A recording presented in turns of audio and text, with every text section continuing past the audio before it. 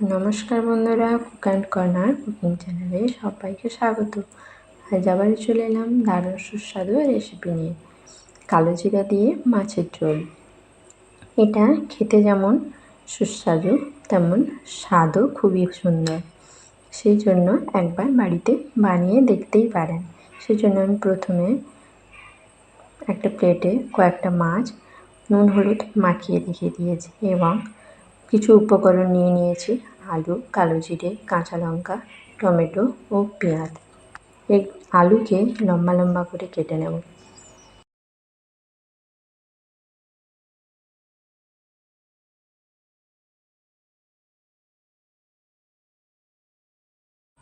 আলু কেটে নিয়েছি। এরপর পেঁয়াজ ও টমেটোগুলো ভালো করে ছোট ছোট করে কুচিয়ে নেব এবং কাঁচা লঙ্কাকে ভালো করে লম্বা লম্বা করে ছিঁড়ে নেব। তোমরা দেখতেই পাচ্ছ আমি সুন্দর সুন্দর করে সব কুচিয়ে নিয়েছি। এরপর কড়াইতে তেল গরম করে একে একে মাছগুলোকে ভেজে নেব। মাছের একটা সাইড প্রায় ভেজে দিয়েছি, এরপর উল্টে দেব।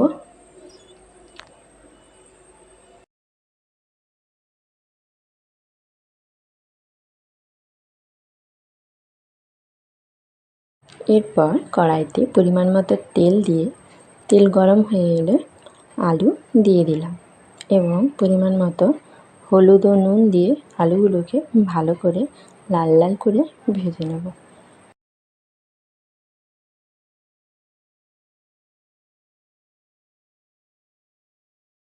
আলুগুলো ভাজা হয়ে গিয়েছে। এরপর আলুগুলোকে তুলে নিচ্ছি এবং ওই তেলে পরিমাণ মতো কালো জিরে দিয়ে দেব।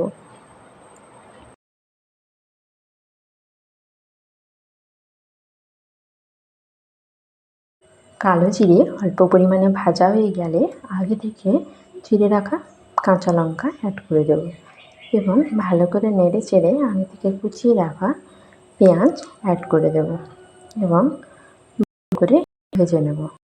পেঁয়াজ একটু ভালো করে সেই জন্য নুন অ্যাড করে দেব এবং টমেটো অ্যাড করে দেব।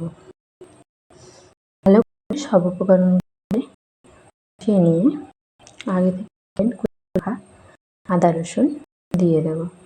আদা রসুন সেই ভালো করে ভেজে নেব সব উপকরণ। সব উপকরণগুলোকে ভালো করে ভেজে নিয়ে পরিমাণ মতো হলুদ গুঁড়ো, পরিমাণ মতো জিরে গুঁড়ো ও পরিমাণ মতো কাশ্মীরি লঙ্কার গুঁড়ো অ্যাড করে দেব এবং ভালো করে সব উপকরণগুলোকে কষিয়ে নেব। সব উপকরণের সাথে আমি একটু নুনও অ্যাড করে দিয়েছিলাম এবং ভালো করে কষিয়ে নিয়ে তেল ছেড়ে এলে পরিমাণ মতো জল অ্যাড করে দেব এবং কিছুক্ষণ পেঁয়াজ ও টমেটো সিদ্ধ হওয়ার জন্য ঢাকা চাপা দিয়ে রেখে দেব। মশলা দেখে জল শুকিয়ে গিয়েছে। এরপর ভেজে রাখা আলুগুলো দিয়ে ভালো করে কষিয়ে নেব এবং কষানো হয়ে গেলে পরিমাণ মতো জল দিয়ে দেব যাতে আলু সেদ্ধ হয়ে যায়।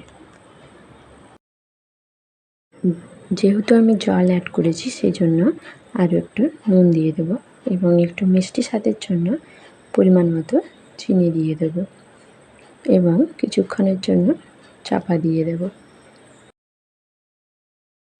ঝোল ফুটে গিয়েছে সেই জন্য মাছগুলোকে একে একে অ্যাড করে দিচ্ছি এবং আরও কিছুক্ষণের জন্য চাপা দিয়ে দিচ্ছি।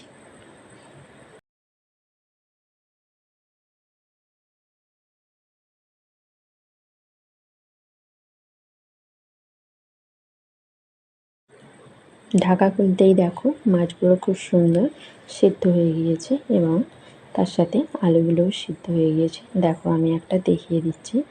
আমাদের কালো জিরে দিয়ে মাছের ঝোল একদম পরিবেশনের জন্য তৈরি। এরপর গরম মশলা দিয়ে গরম ভাতের সাথে পরিবেশন করে নিতে পারো।